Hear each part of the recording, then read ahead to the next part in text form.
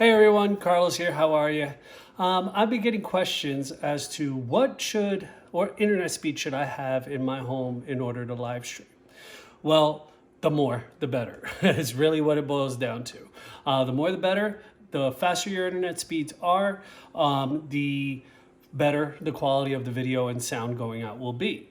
But more importantly than that is how you're actually connecting to the internet itself.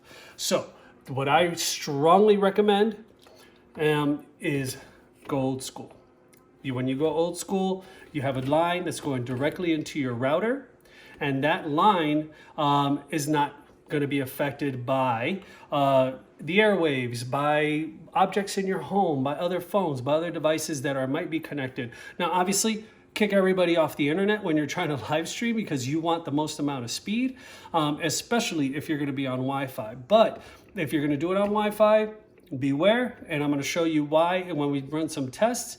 But if you can, plug in. It's the best way. Now, these cables, these are in short supply all over the country. Everybody's gone. As you can see, this is kind of like I had to actually make my own. So I made my own for this case. They're pretty simple. There's a kit that they sell both at Lowe's and at Home Depot. I got a 100-foot line, so I can pretty much run it anywhere in my house. So they're in short supply also because everybody's working from home. So I'm going to go ahead and plug this bad boy in. And I'm going to show you why you should be plugged in rather than using Wi-Fi. So what we're going to do here is I'm going to move this camera around here real quick so you can see the speed tests and kind of to show you why.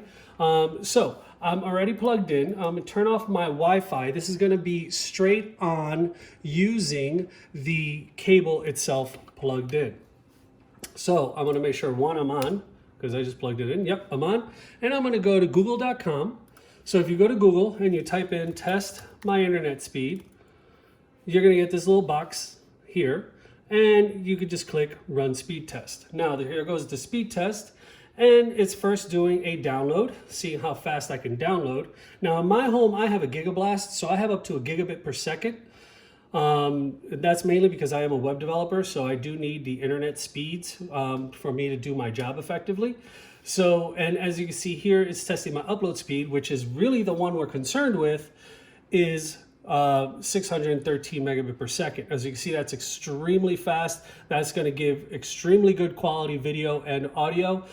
So the higher that number, the better it is. So now, one thing to be said though, just because I'm on a line does not mean that signal cannot be degraded or that your signal quality will go down. It can, and because you are connected to everybody on your block, they're all connected to the same internet, and we're going out. So depending on the internet usage in your area. So I'm going to run this test again just to prove that. So we were at 809 and almost 600. So now my download speed is not at 809, we're at 750, it's staying around 750, as you can see, 767, so it's a little bit less, and my upload speed, roughly, we're getting close to about where we were at before. Now, as I said, speeds themselves are not going to be exactly the same. I can keep running this test over and over again, and it's going to continually change, but it's a lot more stable than on Wi-Fi, and I will show you that right now. So what I'm going to do is I'm going to disconnect my cable. I'm going to close this out. I'm going to put this onto Wi-Fi. Now, as I said, it's the same exact internet. This is just the router that I plugged into with my cable, but now I'm doing it over the airwaves through Wi-Fi. So let me go ahead and click here, make sure that I'm online. Yes, I am. All right, I'm going to run that same speed test. So now the speed test is going, and as you can see, it's pretty horrible right now with the download speeds, and that's also because it takes a few seconds for your Wi-Fi to really get the connection it needs to start pulling download. But as you can see, it's dramatically less. And I'm going to run this again. Upload speed is only 70 megabit per second. That's pretty horrible. But let's run this again. Let's do it. Give it a fair test. So now we're going to see, as you can see, it's a little faster. The Wi-Fi is connected, and the router itself is giving me priority. So I'm downloading only at 75 megabit per second. Now, my upload speed, I am running now at about 75, 80 megabit per second compared to 700 and 500K per second. That is a huge, huge difference. Let's run it one more time so you can see. And we're going to talk about degradation. So we are at 70, but as you can see, the numbers themselves, they kind of fluctuate. And that's the way it's going to be each and every time. Now, with the upload speed, now I'm getting a little bit better upload speeds, but still, I'm nowhere near 500K as I was when I was plugged in. So the point of this is that if you're going to choose a method to connect to the internet, go old school.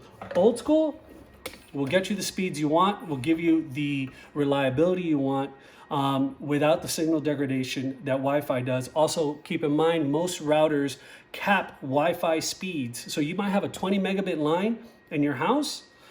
You're going to be capped, if you're on Wi-Fi, to 100K per sec. That's pretty much the way they're set up, unless you go into the configuration and change all that. But it's 100K per sec. That's it. Plugged right in, you get the full power of the internet. With that being said, if you have any questions, feel free to post them on here. I'll be more than happy to answer them for you. Other than that, happy streaming. Bye-bye.